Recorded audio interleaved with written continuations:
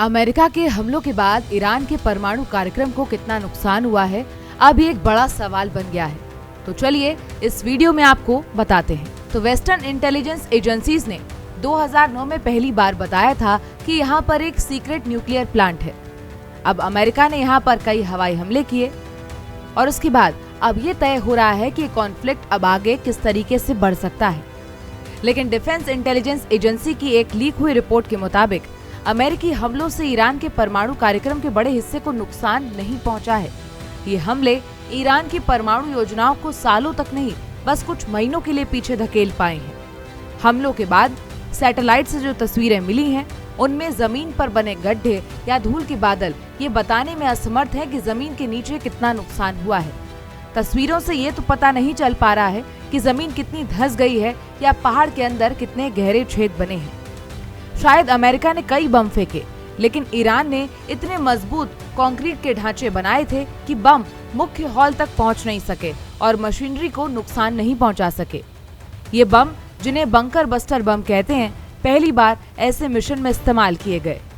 इन हमलों ने स्थिति को और असमंजस में डाल दिया है। फिर भी सेंट्रीफ्यूज मशीनें जो यूरेनियम को तेजी से घुमाकर एनरिच करती हैं, ये बहुत नाजुक होती हैं। विस्फोट की वजह से उनमें से कई खराब भी हो गई होंगी। अब सवाल ये उठता है कि क्या ईरान ने अपनी परमाणु सामग्री को कहीं और भेज दिया है? भले ही फोर्दो को भारी नुकसान हुआ हो और वो कुछ समय के लिए काम ना कर सके, इसका मतलब ये नहीं है कि ईरान का पूरा परमाणु कार्यक्रम खत्म हो गया है। इसे किसी दूसरी जगह फिर से शुरू भी किया जा सकता है।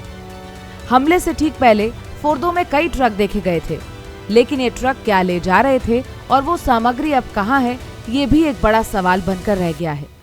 सभी संकेत बताते हैं कि ईरान ने अपने उच्च गुणवत्ता वाले सिक्योर्ड यूरेनियम को किसी दूसरी जगह पर भेज दिया है। एक और पहाड़ जिसका नाम पिकैक्स है, अब दुनिया की नजरों में आ गया है।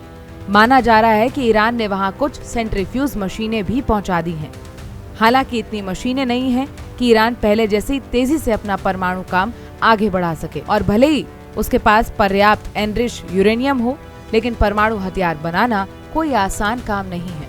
तो ये तो साफ है कि इस अमेरिकी हमले ने ईरान के परमाणु कार्यक्रम को पीछे जरूर धकेल दिया है, लेकिन कितना पीछे, इसका जवाब इस बात पर निर्भर करेगा कि हमले के बाद असल में ईरान के पास बचा क्या है। ये कोई तय बात नहीं है, बस अंदाजा लगाया जा सकता है। आपकी इस पर क्या राय है, हमें कमेंट बॉक्स में जरूर बताएं।